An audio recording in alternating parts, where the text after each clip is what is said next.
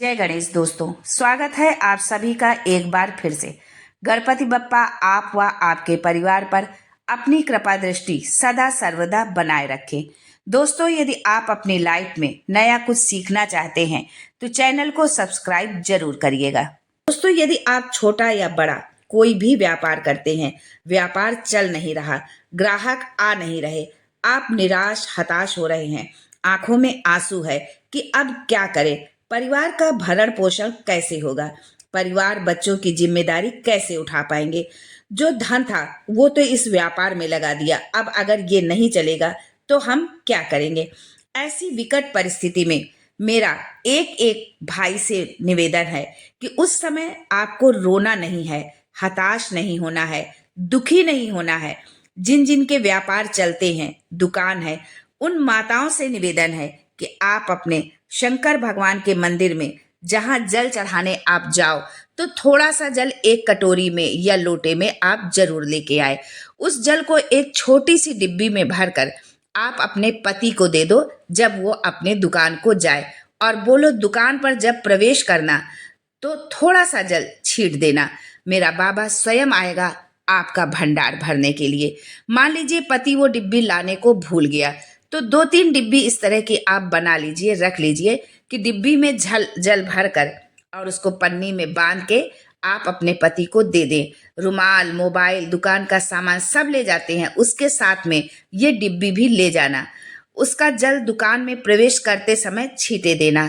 छींटना यदि आप भूल भी गए हैं और अगर वो डिब्बी, जल की डिब्बी आपके दुकान के अंदर चली गई है तो आपका कल्याण निश्चित है। दोस्तों, महीने भर में एक बार विमला तुलसी का सेवन करना आप प्रारंभ करिए। 3 तरह की तुलसी होती है, श्यामा, रामा और विमला। विमला तुलसी एक ऐसी तुलसी होती है जिसका मात्र जरा सा पत्ता यदि आप मुख में शंकर का नाम लेकर खा लें तो चाहे आप पूरे महीने कितना भी मीठा खाएं, नमकीन खाएं, आपकी शुगर लेवल एकदम सही रहेगी। यहाँ तक कि जो भाई बहन माताएं इंजेक्शन लगवा रहे हैं, टेबलेट खा रहे हैं, वो भी छूट जाएगा। शास्त्र नीति से भगवान शिव पर तुलसी नहीं चढ़ाई जाती, पर यदि आप भोलेनाथ का स्मरण करके जरा सी विमला तुलसी खा लेते हैं तो शुगर लेवल एकदम सही रहेगी। विमला तुलसी खाने का तरीका क्या है ये भी हम जान लेते हैं, और विमला तुलसी क्या है, कैसे हम पहचाने कि ये विमला तुलसी है, ये भी जानना बहुत जरूरी है। विमला तुलसी खाने के बाद आप शक्कर भी खाएंगे तो पानी जैसा लगेगा, गुड़ भी खाएंगे तो पानी जैसा लगेगा। तो आप समझ जाइए, यदि आपको ऐसा लगता है तो आप समझ जाइए कि ये विमला तुलसी है। विमला तुलसी खाना कितना है, आपको बिल्कुल जरा सा खाना है। जैसे कि हम नेल कटर से नाखून काटते हैं तो एकदम थोड़ा सा नाखून काटते हैं, बस उतना ही आपको विमला तुलसी जो है आपको खाना है। महीने में एक बार आपको ये खाना है। यहाँ तक कि शुगर आपकी ऊपर नीचे यदि जा रही है तो आप 2 महीने में एक बार विमला तुलसी खाएं। खूब मीठा आप खाइए, डॉक्टर से आप चेक कराइए, घर में यदि आपके मशीन है तो आप स्वयं भी चेक करिए, लेकिन शुगर आपकी एकदम लेवल पर मिलेगी। मान लीजिए कि विमला तुलसी नहीं मिल रही है, तब फिर क्या करें। जब तक यदि मान लो विमला तुलसी आपको नहीं मिलती है और आप शुगर के पेशेंट हैं, आपको बहुत दिक्कत है, तब आपको क्या करना है।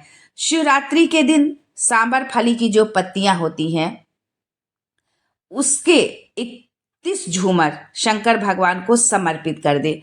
उसकी पत्तियों के 31 झूमर भगवान शंकर को आपको समर्पित करना है शिवरात्रि के दिन। और साल भर में जो है हर महीने शिवरात्रि आती है, आप किसी भी शिवरात्रि को ये उपाय कर सकते हैं। और रात्रि के 12 बजे कोई भी शिवरात्रि को आप ये उपाय करें।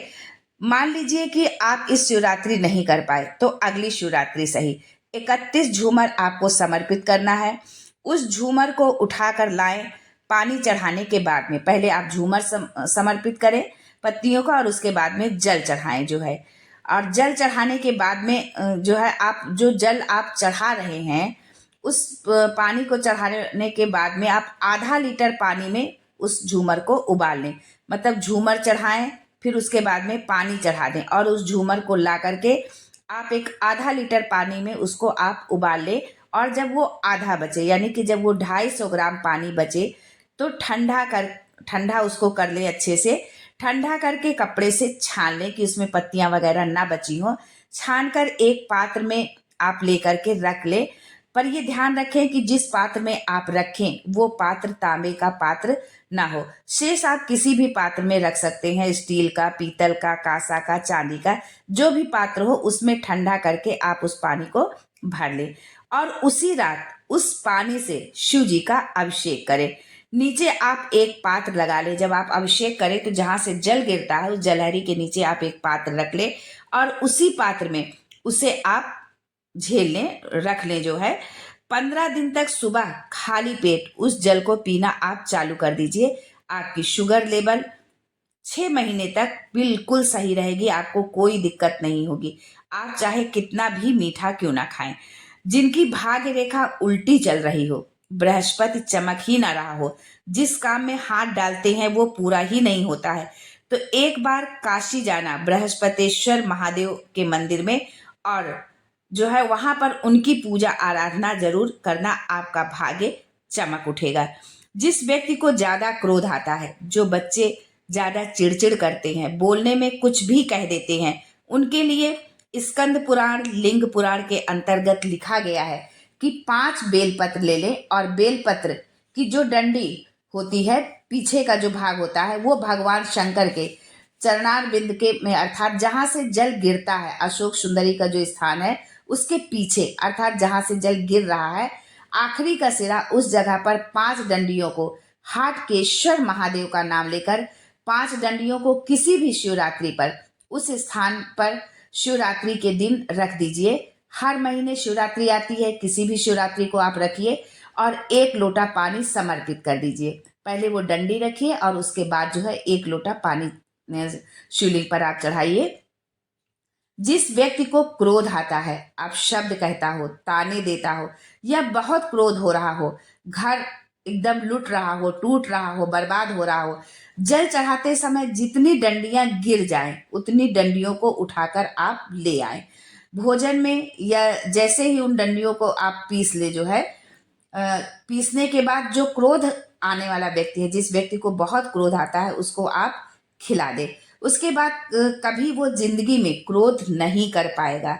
यही उपाय एक जगह और काम आता है। अगर हमारे घर की बेटी या बेटे गलत जगह पर संबंध कर रहे हो और कहना नहीं मान रहे हो, समझा समझा कर आप हार गए हैं कि वो ठीक नहीं है, पर वो नहीं मान रहे हैं, तो भी ये उपाय वहां पर भी काम आता है। मान लीजिए किडनी या लीवर में कोई प्रॉब्लम है तो सूजन आ जाती है। यदि किडनी और लीवर में हमारे कुछ प्रॉब्लम होती है तो हमारे पैरों में, हमारे शरीर में सूजन आ जाती है, हाथ सूज जाता है, पैर सूज जाता है, सूजन ठीक ही नहीं हो रहा है, शरीर चल ही नहीं रहा है, तो शास्त्र कहता है कि 5 पीपल के पत्ते, 5 बेलपत्र के पत्ते, इन 5 पत्तों को लेकर बड़े प्रेम के साथ शमी के वृक्ष के नीचे जाइए और शमी के वृक्ष के नीचे 1 लोटे जल के अंदर इसको डाल दीजिए। डालने के बाद एक पात्र शमी के वृक्ष के नीचे और रखिए, खाली पात्र। उस पात्र में श्री शिवाय नमस्तुभ्यम शिव महापुराण का मूल मंत्र बोलकर अवधूतेश्वर महादेव का आप स्मरण करें। अवधूतेश्वर महादेव का नाम लेकर उस जल को धीरे धीरे आप चढ़ाइए। पर शास्त्र कहता है कि पीपल का पत्ता, बेलपत्र का पत्ता जो आपने डाला है, उसे पानी में कम से कम 20 मिनट तक गला होना चाहिए, डला हुआ होना चाहिए। उसके बाद उसको आप समर्पित करें।